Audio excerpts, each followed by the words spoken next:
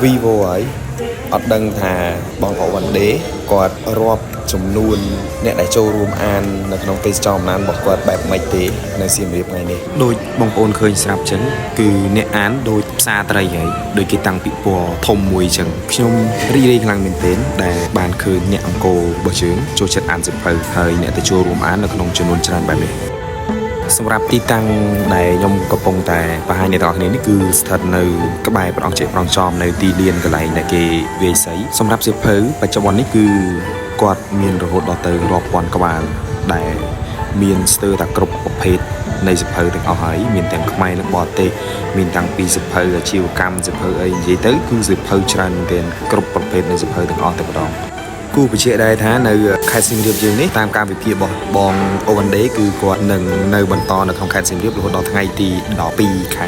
5សម្រាប់រថយន្តម៉ាឡែនដែលនៅក្បែររថយន្តទេសចរអំណានហ្នឹងបងប្អូនកុំឆ្ងល់ថាមិនបានវាកាវេមកវាមអញ្ចឹងតាមពិតជារថយន្តម៉ាឡែនកាហ្វេបងប្រុសពីរុនដែលគាត់អនុញ្ញាតឲ្យអ្នកដែលទិញកាហ្វេរបស់គាត់ចុះហត្ថលេខានៅលើឡានរបស់គាត់ហើយគាត់ក៏មានវត្តមាននៅក្នុងទេសចរអំណាននៅសៀមរាបនឹងដែរដោយសារតែមានពេលវេលាគ្រប់គ្រាន់បន្ទាប់ពីចប់កម្មវិធីនៅក្នុងថ្ងៃហ្នឹងខ្ញុំក៏បាននៅជួយរៀបចំទុកដាក់សៀវភៅនៅចុងម៉ោងថ្ងៃហ្នឹងផងដែរ